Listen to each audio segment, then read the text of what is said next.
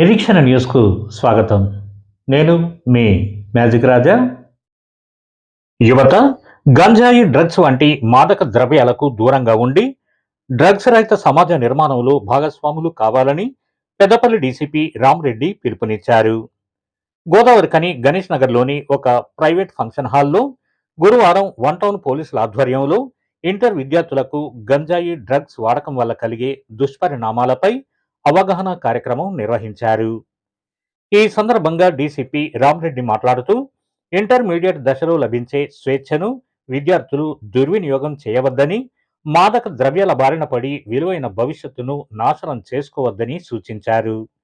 Instagram, Snapchat వంటి social media మాయలో పడకుండా, సెల్ ఫోన్లకు బానిసలు కాకుండా చదువుపై దృష్టి పెట్టాలని చెప్పారు.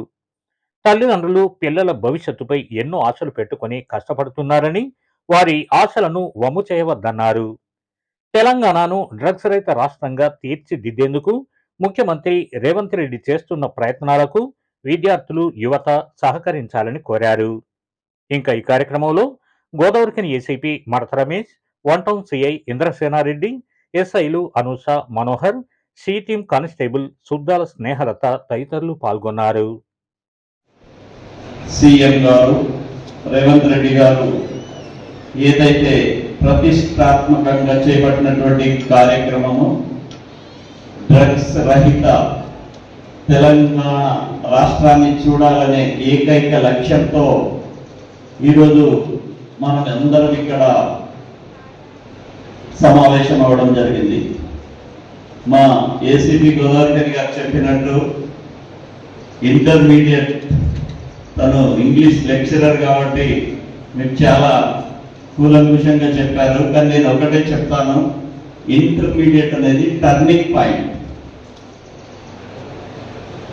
మీరు మీ తల్లిదండ్రులు ఏ ఉద్దేశంతోనైతే మీకు పంపించారో అది మీకంటూ రెండు చరిత్ర పుటలుంటాయి. ఒకటి పోలీస్ స్టేషన్ రికార్డ్ అయితే, సెకండ్ మీకంటూ ఒక మంచి చరిత్రను ఎన్నుకుంటారా, లేకుంటే డ్రగ్స్ కేసులో ఉండి ఫస్ట్ పేజ్ అయితే మనకంటూ ఒక పేజ్ ఉండాలి. హిస్టరీలో మనకంటూ ఒక చరిత్ర ఉండాలి. చరిత్రలో మనకంటూ ఒక పేజీ ఉండాలి. పేజీ నంబర్ 1 పేజ్ వచ్చేసి డ్రగ్స్ కు అలవాటై పోలీస్ స్టేషన్ కేసులో ఉండే పేజీ. ఇంకొక పేజ్ వచ్చి మీరు కూడా కష్టపడి ఇక్కడ ఎవరైతే కూర్చున్నారో ఆ రకమైన పేజీ కావాలా, అది ఈ టర్నింగ్ పాయింట్ ఇంటర్మీడియట్ తోనే మీరు నిర్ణయించుకోవాల్సిన అవసరం ఎంతైనా ఉంది. ఇంకోటి, డ్రగ్స్ కు మనం దూరంగా ఉండాలనేదే కాకుండా డ్రగ్స్ కి బారిన పడ్డ మన ఫ్రెండ్స్ కానీ మన నైబర్స్ కానీ వారి గురించి మీరు ఇన్ఫర్మేషన్ ఇవ్వాల్సిన అవసరం ఎంతైనా ఉంది. మీకు మనమే నేనైతే డ్రగ్స్ లేకుండా కష్టపడి చదువుతున్నా అని అనుకోకుండా పక్కనుండే వాళ్ళ గురించి కూడా మన సొసైటీలో వాళ్ళ గురించి మనం తీసుకునే యాక్షన్ ఎంతైనా ఉంది.